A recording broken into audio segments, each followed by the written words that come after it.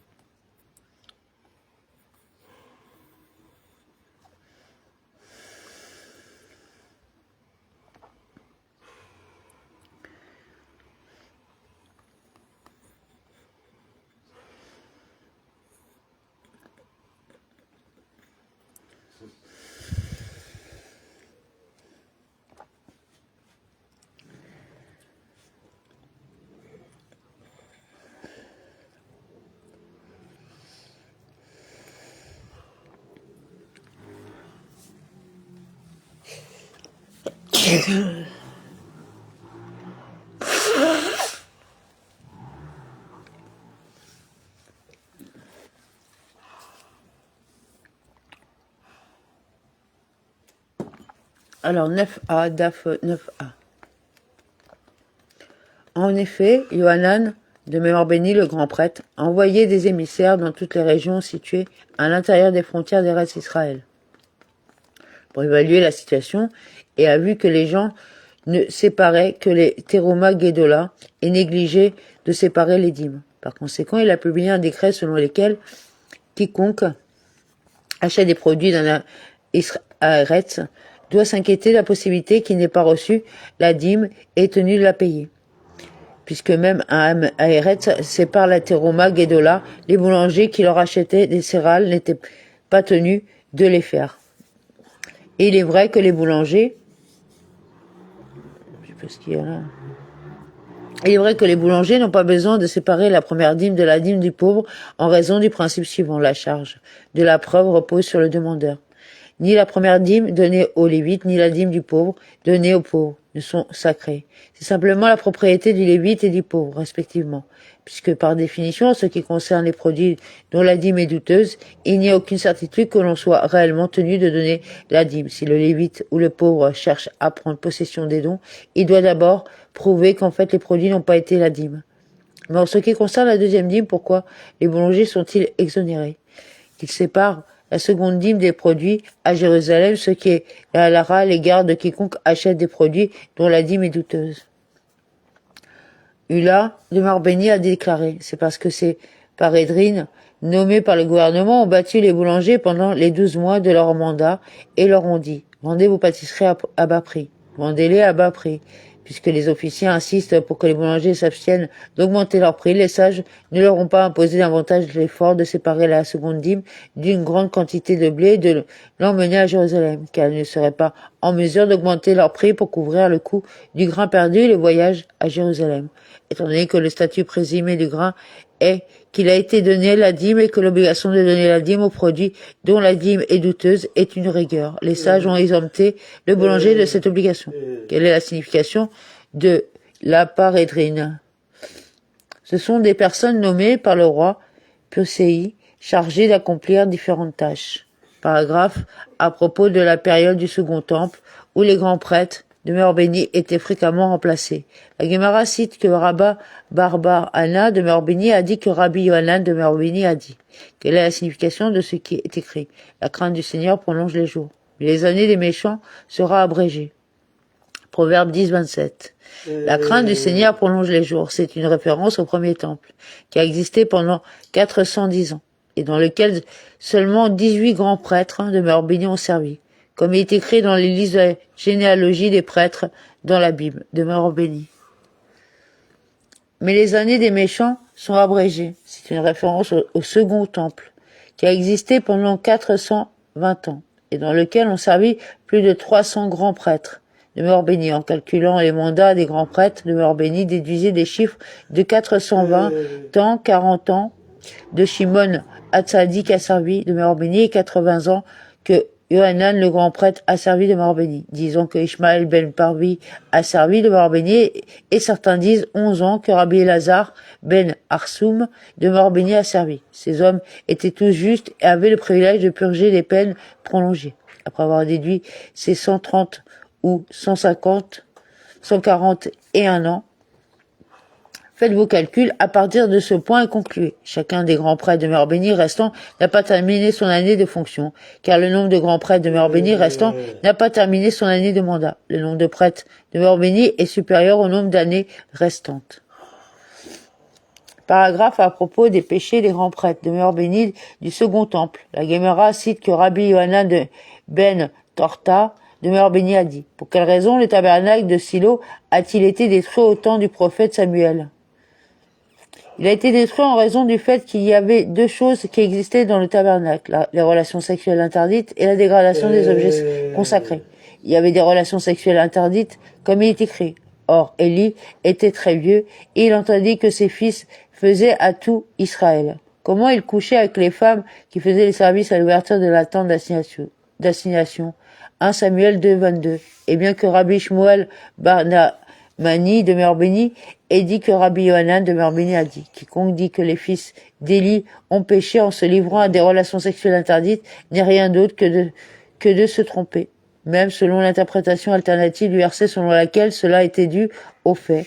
Daf 9b. Qui différait le sacrifice de leur offrande d'oiseaux par les femmes après l'accouchement. Néanmoins, le verset leur attribue comme s'ils couchaient avec eux. Ces femmes venaient au tabernacle pour sacrifier des colombes ou des pigeons comme offrande d'oiseaux dans le cadre de leur processus de purification, ce qui leur permettait d'avoir des relations sexuelles avec leur mari. Les fils d'Élie ont retardé le sacrifice de ces offrandes et ont ainsi retardé le retour de ces femmes auprès de leur mari et l'accomplissement de la misva de procréation. Même si, selon cette opinion, les fils d'Élie n'ont pas réellement eu de relations sexuelles avec ces femmes. Le verset attribue ce degré de sévérité à leur conduite. Les fils d'Élie sont également péchés dans la dégradation des objets consacrés, comme il est écrit. Avant que la graisse se soit brûlée, le serviteur du prêtre va et dit à l'homme qui sacrifiait, « Donne de la chair à rôtir pour le prêtre, car il ne veut pas. Prenez-vous de la chair cuite mais crue. » Et si l'homme lui disait, laissez d'abord brûler la graisse et ensuite prenez-en autant que vous voulez. Alors il répondrait, non, donnez-le-moi tout de suite, ou je le prendrai de force. Le péché des jeunes gens contre l'Éternel était très grand, car ils traitaient les offrandes de l'Éternel avec mépris. 1 Samuel 2, 15 à 17. Paragraphe, la Tosefta continue avec une discussion sur les péchés du peuple juif au fil des générations. Pour quelle raison le premier temple a-t-il été détruit? Il a été détruit en raison du fait qu'il y avait trois choses qui existaient dans le premier temple. Le culte des idoles, les relations sexuelles interdites et l'effusion de sang. L'adoration des idoles, comme il est écrit, le lit est trop court pour s'étendre, Meistaïra, et la couverture est trop étroite pour se rassembler. Ésaïe 28-20. Quelle est la signification de « le lit est trop court pour s'étirer » Rabbi Yonatan, meilleur béni, a dit « Ce lit est trop court pour que deux homologues, Reim, dominent Miriatera est une contraction de Meishtare Reim. Il est convenable qu'il y ait dans un seul temple à la fois le service de Dieu et l'adoration de l'idole placée là par le roi Manassé. » Quelle est la signification de « et la couverture Ve'ama Seka est trop étroite, Tzara, pour rassembler Kei Kanes » Rabbi Shmuel Bar Naamani de Merbeni a dit que lorsque Rabbi Yonatan de Merbeni est arrivé à ce verset, il a pleuré et a dit « Pour celui dont il est écrit, rassemble, connaissent les eaux de la mer comme un monceau. » Psaume 33:7. L'idole Maseka est devenue un rival Tzara. Dans l'interprétation homilétique, Maseka est interprété comme idole et Tzara comme rival, comme dans le terme utilisé pour décrire la relation entre deux femmes mariées au même mari, Isha, Zara. Concernant les relations sexuelles interdites, il est écrit, le Seigneur dit que parce que les filles de Sion sont hautaines et marchent le cou tendu et les yeux dévergondés, marchant en marchant et faisant teinter leurs pieds. Isaïe 3,16. Parce que les filles de Sion sont hautaines, indique une grande femme marchant à côté d'une petite pour que la grande femme se démarque. et marcher avec le cou tendu indique qu'il marcherait avec une stature droite et se comporterait de manière impudique. Et les yeux dévergondés indiquent qu'ils se rempliraient les yeux d'un phare à paupières bleues afin d'attirer l'attention sur leurs yeux. Marcher et hacher au fur et à mesure indique qu'il marchera à petits pas, du talon au pied, afin que les spectateurs les remarquent. Faisant un tâtement terra kasna avec leurs pieds. Rabbi Israq de Arménie dit, cela enseigne qu'ils apporteraient de la myrte et du baume, les placeraient dans leurs chaussures et se promèneraient sur le marché de Jérusalem. Une fois qu'ils s'approchaient d'un lieu où étaient rassemblés de jeunes hommes juifs, ils frappaient le sol du pied et projetaient du parfum sur eux, et leur instillaient le mauvais penchant comme le venin d'une vipère, qui est bikos. Et ce qui concerne le sang versé, il est écrit, Manassé a versé une grande quantité de sang innocent jusqu'à ce qui ait rempli Jérusalem d'un bout à l'autre. 2 Rois 21:16. Cependant, étant donné que les gens de la période du Second Temple étaient engagés dans l'étude de la Torah, l'observance des mitzvot et des actes de bonté, qui n'accomplissaient pas les actes pécheurs qui étaient accomplis dans le premier temple, pourquoi le Second Temple a-t-il été détruit? Il a été détruit à cause de la haine gratuite qui régnait à cette époque. Cela vient vous apprendre que le péché de la haine gratuite équivaut aux 3 transgressions graves, le culte des idoles, les relations sexuelles interdites et l'effusion de sang. La Guémara continue, il était méchant, cependant ils mettent leur foi dans le Saint, béni soit-il. Avec ces déclarations, nous arrivons à l'ère du premier temple, à propos de laquelle il est écrit, ces chefs jugent contre des pots de vin, ces prêtres rendent des décisions contre rémunération, et ces prophètes prophétisent contre rémunération. Pourtant ils s'appuient sur le Seigneur, disant, le Seigneur est au milieu de nous. Aucune tragédie ne nous atteindra. Michée 3:11. Au moins la dernière partie du verset était à leur honneur. C'est pourquoi le Saint béni soit-il leur imposa 3 décrets correspondant à leurs 3 méchants péchés, comme il est dit. C'est pourquoi, à cause de vous, Sion sera labouré comme un champ, Jérusalem deviendra un monceau de ruines, et le mont du temple sera comme un sanctuaire dans les bois. Michée 3:12. La Guémara demande, et à l'époque du premier temple, n'y avait-il vraiment aucune haine sans fondement? N'est-il pas écrit, crie et gémis, fils de l'homme, car ceci arrivera à mon peuple, ceci arrivera à tous les princes d'Israël, ils seront jetés devant l'épée avec mon peuple. Frappe donc la cuisse, Ézéchiel 21:17. Rabbi Eliezer interpréta ce verset et dit, ce sont des gens qui mangent et boivent les uns avec les autres, et ceux qui se poignardent avec des piques verbales. Apparemment, même ceux qui étaient proches étaient remplis de haine les uns envers les autres. La Guémara répond, ce comportement n'a été constaté que parmi les princes d'Israël, comme il est écrit, crie et gémis, fils de l'homme, car ceci arrivera à mon peuple. Et ils étaient enseignés dans une beretta, crie et gémis, fils de l'homme, car cela arrivera à mon peuple. On aurait pu croire que ce trait peu recommandable était commun à tous. C'est pourquoi le verset déclare, cela arrivera à tous les princes d'Israël. Seuls les dirigeants de la nation entretenaient une haine sans fondement les uns envers les autres. Les habitants de la nation, dans leur ensemble, ne se détestaient pas. Paragraphe. C'est Rabbi Yonanan de Morbéni, Rabbi Elazar de Morbéni qui dirent tous deux, dans le cas du premier, les gens de l'époque du premier temple, dont le péché a été exposé et dont aucune tentative n'a été faite pour dissimuler leur conduite, la fin de leur châtiment a été révélée, et le prophète les informa qu'ils retourneraient dans leur pays dans 70 ans. Dans le cas de ces derniers, les gens de l'époque du second temple, dont le péché n'a pas été exposé, ils ont plutôt tenté de dissimuler leur conduite. La fin de leur punition n'a pas été révélée. Rabbi Yohanan de Morbéni a dit, les ongles du premier sont préférables aux ventres du second. Resh Laski de Morbéni lui dit, au contraire, ces derniers étaient supérieurs. Même si les royaumes sont soumis, ils sont engagés dans l'étude de la Torah. Rabbi Yohanan de Morbéni dit à Resh Laski de Morbéni, le temple prouvera que le premier était supérieur, car il a restitué au premier. Le second temple a été construit après la destruction du premier. Cependant, après la destruction du second temple, celui-ci ne fut pas restitué. Apparemment, les premiers étaient supérieurs au second. De même, les sages ont demandé à Rabbi Elazar de Morbéni, les premiers sont-ils plus grands ou les seconds sont-ils plus grands? Il leur dit, regardez le temple et voyez s'il a été restauré, comme il était pour nos prédécesseurs. Certains disent que l'échange fut légèrement différent. Il leur dit, le temple est votre témoin. La restauration du temple, après la destruction du premier temple, atteste du fait que la génération précédente était plus grande. Rachelaski de Morbénie nageait dans le Jourdain lorsque Rabba Barbar Anna de Morbénie est venu et lui a donné un coup de main pour l'aider. Rachelaski de Morbénie lui dit « Mon Dieu, je vous hais, les Babyloniens, comme il est écrit. Si c'est une muraille, nous lui bâtirons une tourelle d'argent. Si c'est une porte, nous la couvrirons de planches de cèdre. » Cantique des Cantiques 8, 9. C'est le sens du verset tel qu'il s'applique au peuple juif. Si vous étiez devenu un bloc solide comme un mur et si vous étiez tous montés en Eretz Israël au jour d'Esdras, vous auriez été comparés à l'argent qui ne pourrait pas, n'infeste pas, dans le sens où vous auriez mérité de faire l'expérience de la présence divine dans toute sa splendeur. Maintenant que vous êtes montés comme des portes, et que seulement certains d'entre vous sont venus en Eretz Israël, vous êtes comparés aux sel qui pourraient à Fest, et vous méritez de n'éprouver qu'une révélation partielle de la présence divine.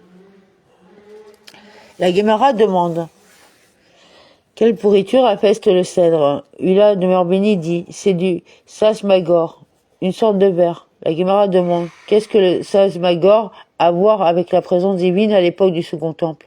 Rabbi Abba de Morbénie a dit: de même qu'il ne reste que peu de choses d'un cèdre infesté par ce verre, de même, tout ce qui restait de la présence divine pendant la période du Second Temple était une voix divine, comme cela a été enseigné dans une Beretta. Après les derniers prophètes, Agé, Zacharie et Malachi sont morts. L'esprit divin de la révélation prophétique a quitté le peuple juif, et il utilisait toujours une voix divine, qui entendait comme un écho de la prophétie.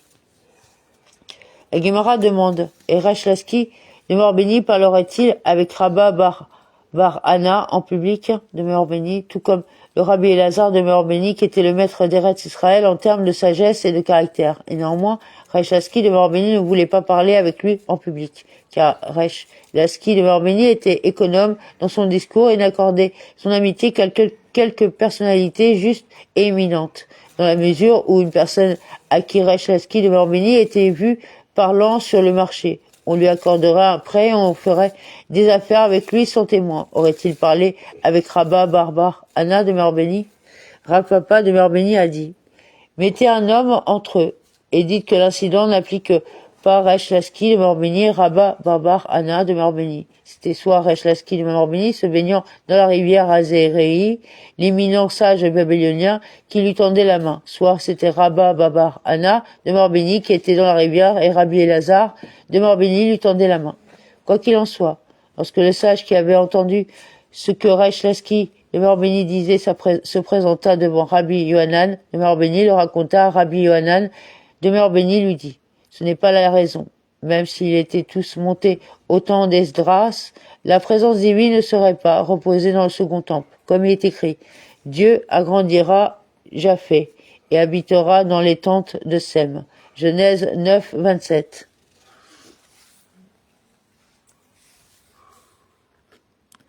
Donc on fera le 10A demain. Et donc je fais copier ça.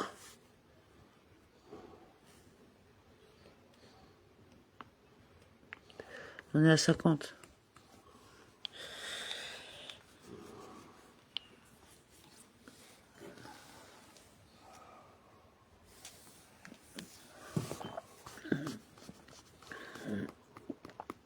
Alors, excusez-nous pour le désagrément.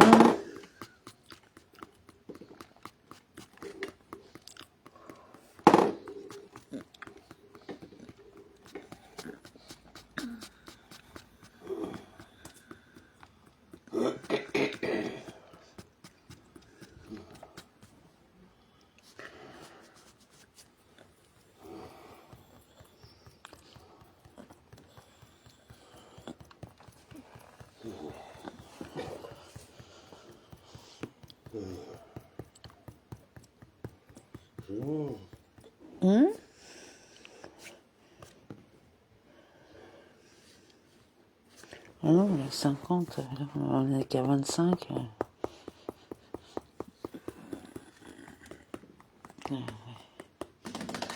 Ils font tourner les roulettes russes, nous on fait tourner le Talmud.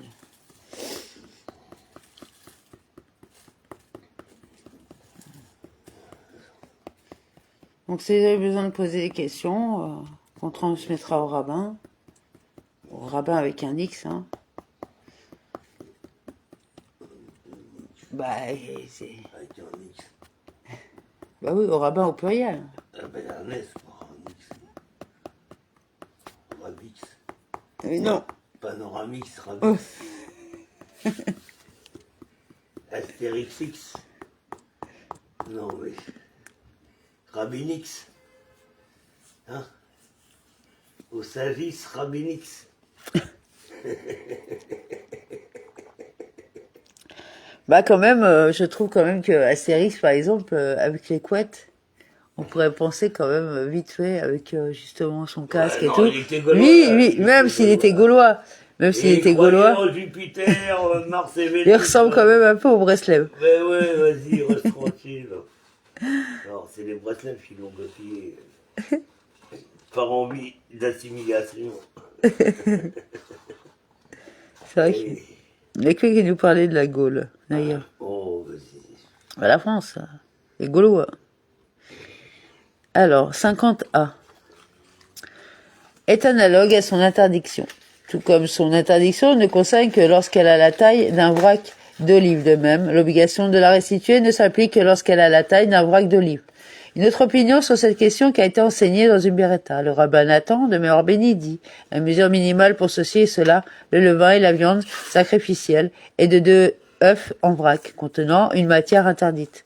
Mais les rabbins n'étaient pas d'accord avec lui. Parallèlement à la discussion sur le départ de Jérusalem et de ses environs, la Guémara cite les exposés d'un passage prophétique, y compris une déclaration selon laquelle Dieu finira par étendre les frontières de Jérusalem. Le verset déclare, il arrivera ce jour-là qu'il n'y aura plus de lumière, mais de gros nuages, Yekarot, et de l'épaisseur, Vekipaon. Zacharie 14:6. La Guémara demande, quelle est la signification de l'expression Yekarot, Veki Payot. Rabbi Lazare de Meor Béni a dit, c'est la lumière actuellement fournie par le soleil qui est significative, Yakar, dans ce monde et insignifiant Kafoui dans le monde à venir. Lorsque la lune brillera aussi brillamment que le soleil maintenant et que le monde à venir, le soleil sera 7 fois plus brillant qu'il ne l'est actuellement. Rabbi Yohanan de Meor Béni a dit, cette expression fait référence au traité d'Egaïm et Olorot, qui sont lourds, Yekarim, en raison de leurs difficultés dans ce monde, car ils sont parmi les sujets les plus complexes, mais sont faciles, Kefuyin, dans le monde à venir, quand les gens seront beaucoup plus sages. Et Rabbi Yehoshua ben Lévi de Meor Béni a dit, ce sont des gens qui sont considérés comme importants, Yekarim, dans ce monde et sans importance, Kefuyim, dans le monde à venir. C'est comme l'incident impliquant Rav Yosef de Meor Béni, fils du rabbin Yehoshua ben Lévi, de Meor Béni, qui tomba malade et étant sur le point d'expirer. Lorsqu'il recouvra la santé, son père lui dit, « Qu'as-tu vu quand tu étais sur le point de mourir ?» Il lui dit, « J'ai vu un monde inversé. Ceux d'en haut, c'est-à-dire ceux qui sont considérés comme importants dans ce monde, étaient en bas, insignifiants, tandis que ceux d'en haut, c'est-à-dire ceux qui sont insignifiants dans ce monde, étaient au-dessus. » Il lui dit, « Mon fils, tu as vu un monde clair, le monde que vous avez vu est le monde réel, tel que de ce monde la position des gens leur convient. » Rabbi Yehoshua ben Lévi demanda de Meor Béni, « Et où sommes-nous, les érudits de la Torah là-bas ?» Rabbi Yosef de Meor Béni répondit, « Tout comme nous sommes considérés ici, nous le sommes également là-bas. » Rabbi Yosef de Meor Béni a ajouté, « Et j'ai entendu dire qu'il se disait dans ce monde, digne d'éloge, celui qui arrive ici avec ses études en main. Et j'ai aussi entendu dire qu'il disait se exécuter par le gouvernement jouisse d'un statut si élevé que personne ne peut se tenir dans leur enclos. » La Guémara demande, et qui sont ces martyrs auxquels Rav Yosef de Meor Béni faisait référence? Si vous dites qu'il faisait référence au rabbin Akiva de Meor Béni et à ses collègues martyrisés, cela ne peut pas être le cas. Leur statut élevé est-il dû uniquement au fait qu'ils ont été martyrisés par le gouvernement romain et rien de plus? Ces hommes étaient également exceptionnels par leur piété et leur sainteté au cours de leur vie. Il s'agit plutôt des martyrs de Lod, Papos et Luli-Ianos, qui se sont livrés au martyr pour le bien du peuple juif. Ils ont faussement admis avoir tué la fille du roi afin d'empêcher qu'un décret sévère ne soit émis contre l'ensemble de la communauté, bien qu'ils n'étaient pas connus pour leur piété exceptionnelle avant cet événement. Ils sont considérés comme extrêmement saints en raison de leur martyr. La Guémara continue d'exposer la section du livre de Zacharie citée ci-dessus.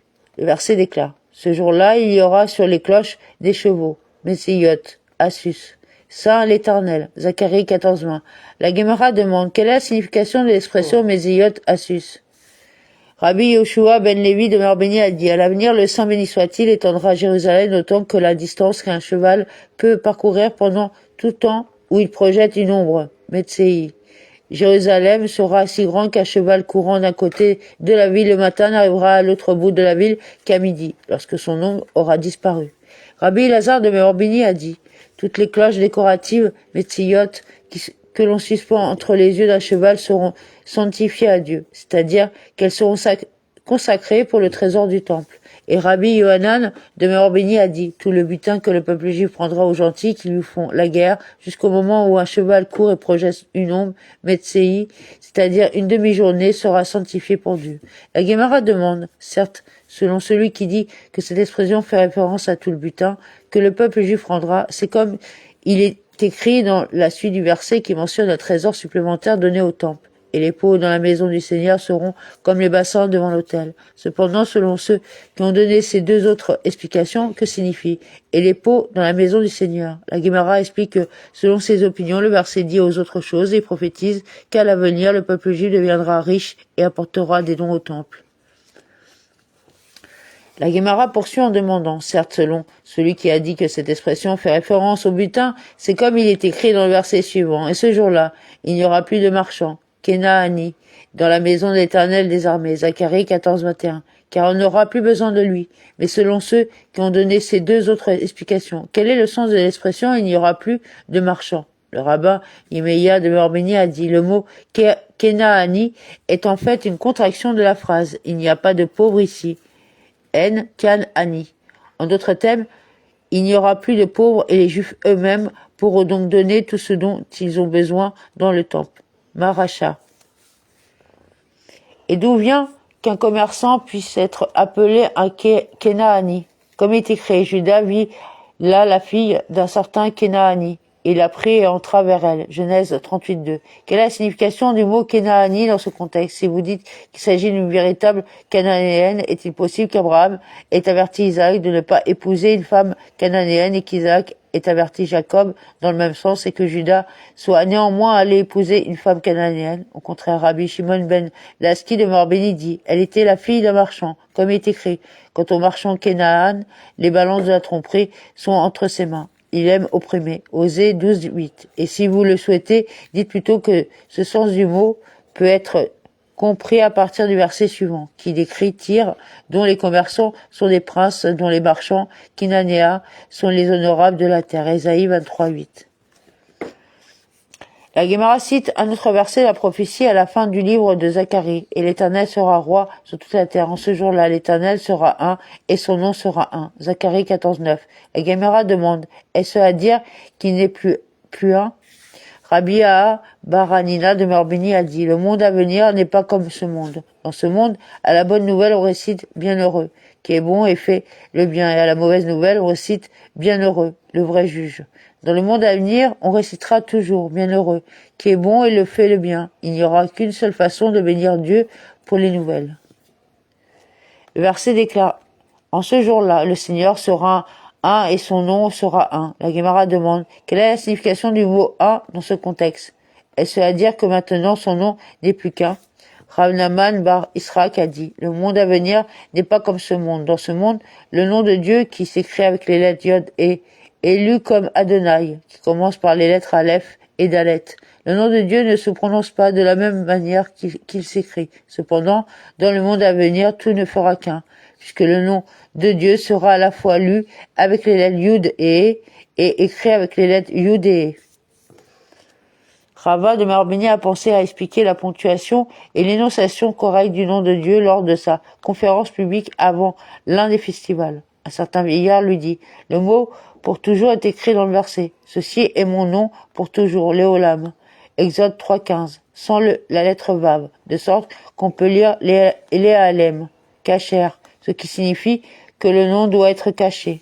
Le rabbin Avina a soulevé une contradiction. Il est écrit dans le verset, ceci est mon nom pour toujours, ce qui implique l'obligation de cacher le nom de Dieu. Et dans la phrase suivante, il est écrit, ceci est mon nom mémorial pour toutes les générations, Exode 3.15, qui indique que le nom de Dieu doit être rendu public et appelé par tous. Au contraire, le Saint béni soit-il a dit, moi, c'est-à-dire mon nom, n'est pas lu comme je suis écrit. Je m'écris avec les lettres Yod et E, et je me lis avec les lettres Aleph et Dalet. Mishnah. Dans un endroit où les gens avaient l'habitude d'effectuer des travaux la veille de Pâques, jusqu'à midi. On peut le faire ce jour-là. Dans un endroit où les gens étaient habitués à ne pas travailler, on ne peut pas le faire. L'accomplissement d'un travail à la veille de Pâques n'est pas interdit par la loi de la Torah, mais dépend des coutumes locales. Si quelqu'un voyage d'un endroit où l'on travaille la veille de Pâques vers un endroit où l'on ne travaille pas, ou d'un endroit où l'on ne travaille pas la veille de Pâques vers un lieu où l'on travaille, les sages lui imposent les contraintes du lieu d'où il est parti et les contraintes du lieu où il est allé. Dans les deux cas, il ne peut pas effectuer de travail. DAF 50b. Les sages ont posé un principe, et nul ne peut s'écarter de la coutume locale en raison d'un éventuel litige. De même, celui qui transporte les produits de l'année sabbatique d'un endroit où la récolte a cessé dans les champs vers un endroit où elle n'a pas encore cessé, ou d'un endroit où elle n'a pas encore cessé vers un endroit où elle a déjà cessé, est tenu d'enlever les produits de sa possession, conformément aux exigences des deux lieux. Il est permis aux propriétaires de manger les produits de l'année sabbatique dans leur maison uniquement tant que cette espèce de fruit reste dans le champ en tant que propriété sans propriétaire. Cependant, une fois que ce fruit particulier n'est pas disponible pour les animaux dans les champs, il faut retirer de chez soi ce qui reste de cette espèce. La déclaration dans la Mishnah fait référence à quelqu'un qui transportait des fruits d'un endroit où il cessait dans les champs vers un endroit où il ne le faisait pas, et vice-versa. Rabbi Yehuda de Meorbeni dit qu'il n'a pas besoin d'enlever les produits, comme il peut dire à un habitant local, toi aussi, sors et apporte ces fruits d'un endroit où il reste dans le champ. Guémara. La Guémara demande pourquoi discuter de cette interdiction, en particulier en ce qui concerne la veille de Pâques. Il est interdit d'accomplir un travail, même les veilles de Shabbat et les veilles de fête, comme cela est enseigné dans une Beretta. Celui qui accomplit un travail les veilles de Shabbat et les veilles de fête à partir du moment de Minra ne voit jamais de signe de bénédiction de ce travail. La Guémara répond qu'il y a une différence entre les deux situations, là, dans le cas du Shabbat et des fêtes. Il est interdit d'effectuer un travail à partir du moment de Minra. Il n'est pas interdit à côté du temps de Minra, c'est-à-dire juste avant celui-ci. Ici, dans le cadre de la veille de Pâques, il est interdit à partir de midi. Alternativement, là-bas, la veille de Shabbat et la veille de fête, c'est un signe de bénédiction qu'il ne voit pas. Cependant, les sages ne l'excommunient pas pour avoir effectué un travail. Ici, dans le cadre de la veille de Pâques, les sages l'excommunient également pour avoir effectué un travail, car cela est explicitement interdit. La Guémara cite la source de l'affaire elle-même, dans son intégralité. Celui qui accomplit un travail les veilles de Shabbat ou les veilles de fête à partir du moment de Minra. Et de même celui qui travaille immédiatement à la fin de Shabbat ou de conclusion d'une fête ou de la fin de Shabbat à la fin de Yom Kippour, ou à toute occasion il y a une trace de péché, ce qui inclut un jeûne communautaire, par exemple le 9 Av ou un jeûne de pluie, où est interdit d'effectuer un travail. Il ne voit jamais de signe de bénédiction de ce travail. Si l'on l'effectue un travail juste avant Shabbat ou immédiatement après Shabbat, le souci est que même une légère erreur de calcul pourrait conduire à l'exécution d'un travail pendant Shabbat lui-même, alors qu'il est interdit. À ce propos, de la récompense ou de son absence, la Guémara cite la Tosefta dans laquelle les sages ont enseigné. Il y a quelqu'un qui est diligent et récompensé par son zèle. Il y en a un qui est diligent et pénalisé à cause de sa diligence. Il y en a qui est paresseux et récompensé. Il y en a un qui est paresseux et pénalisé. Comment ça? Diligent et récompensé fait référence à celui qui travaille toute la semaine et ne travaille pas la veille de Shabbat. Diligent et pénalisé est celui qui travaille toute la semaine et travaille la veille de Shabbat. Paresseux et récompensé celui qui ne travaille pas toute la semaine et ne travaille pas la veille de Shabbat. Paresseux et pénalisé est celui qui ne travaille pas toute la semaine et travaille la veille de Shabbat, pour achever le travail qu'il a négligé d'accomplir pendant la semaine.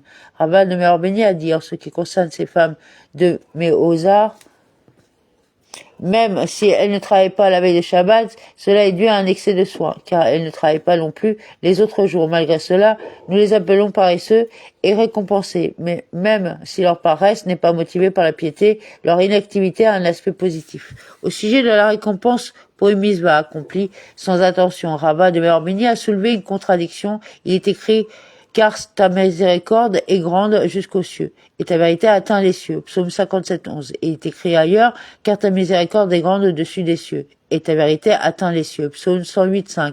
Comment ça? Comment concilier ces versets? La Guémara explique. Ici, où le verset dit que la miséricorde de Dieu est au-dessus des cieux, il fait référence au cas où l'on accomplit une mitzvah pour elle-même. Et ici, le verset dit que la miséricorde de Dieu atteint les cieux, et il fait référence à un cas où l'on accomplit une mitzvah non pour elle-même. Mais une mitzvah accomplie avec des arrière-pensées rapporte à une récompense. Comme Rav Yehuda de Merbeni a dit que Rav a dit, une personne doit toujours s'engager dans l'étude de la Torah, accomplissement des mitzvot, même si elle ne le fait pas pour elle-même, car en accomplissant les mitzvot et non pour le plaisir, pour eux-mêmes, on acquiert la compréhension et on arrive à les exécuter pour eux-mêmes. Les sages ont enseigné, celui qui espère recevoir les revenus de sa femme ou du moulin ne voit jamais de signe de bénédiction de leur part. La Gemara explique les gains de sa femme pour référence à un cas où elle file du fil pour d'autres et facture au poids sur une balance. Rabbeinu Hananel demeure béni, le profit est faible et il est humiliant de se promener en public pour solliciter des clients. Les revenus du moulin font référence à un moulin à main pour lequel les gens payent un loyer, moudront leur grain. Dans ce cas aussi, les bénéfices sont maigres. Cependant, si une femme travaille et vend le produit de son travail, le verset la loue, car il est écrit à propos d'une femme vaillante, elle fit un manteau et le vendit, et elle livra une ceinture au colporteur. Proverbe 31-24. Les sages ont enseigné à propos d'un signe de bénédiction. Celui qui gagne sa vie en vendant des verges ou des cruches ne verra jamais de signe de bénédiction de leur part. Quelle est la raison pour ça? Comme leur volume est grand, la mauvaise œil les domine. Les gens croient que l'on vend plus que ce que l'on vend réellement. De même, les sages ont enseigné les marchands qui vendent leurs marchandises dans une ruelle simta adjacente à une artère où ils sont vus de tous, et ceux qui élèvent du petit bétail qui a tendance à endommager les champs des autres, et ceux qui coupent de bons arbres fruitiers, même si ils y étaient autorisés, et ceux qui tournent leurs yeux vers la belle portion avec l'intention de la prendre pour eux-mêmes, lorsqu'ils partagent un article avec d'autres, ne verront jamais de leur part un signe de bénédiction. Quelle est la raison pour ça? C'est à cause de ses actions que les gens s'interrogent sur lui et accordent une attention particulière à sa conduite. En raison de cette attention, ses actions ne sont pas bénies. De même, les sages ont enseigné dans les paiements en 4 péroutotes.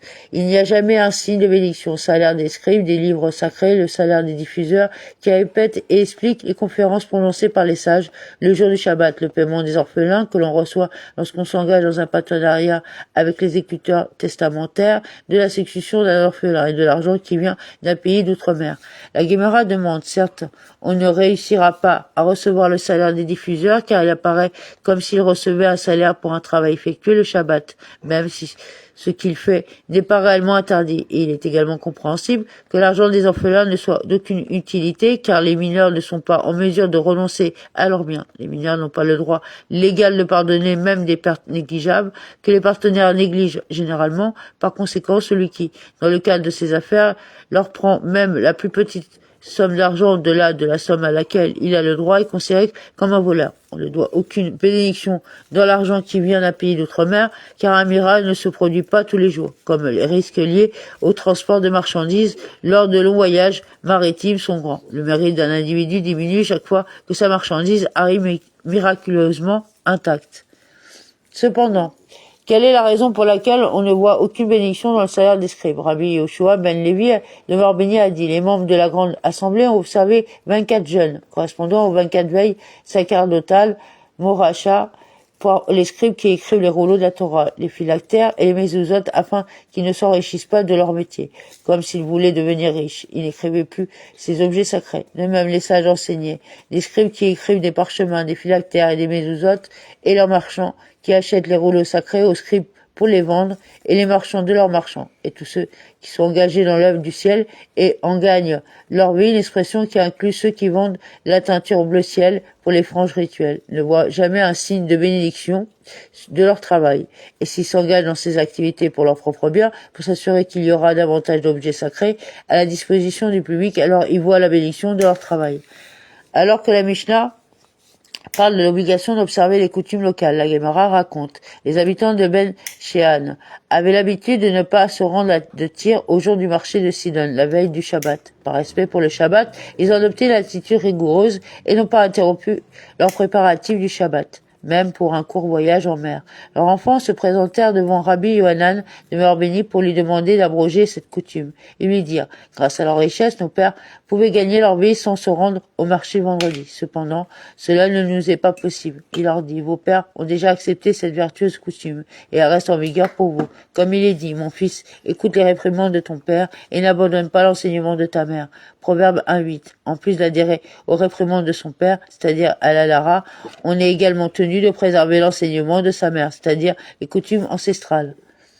La Guémara relate des coutumes supplémentaires. Les habitants de la ville Osaï avaient l'habitude de séparer la challah de la pâte de riz. Ils sont venus et ont parlé de cette coutume à Rav Yosef de Merbéni. Il leur dit qu'un non-prêtre mange cette pâte en leur présence pour leur montrer sans équivoque que cette coutume n'a aucun fondement légal. Abbaye de Merbéni lui fit une objection concernant les choses qui sont permises, mais d'autres avaient l'habitude de les traiter comme une interdiction. Donc on continuera demain. 51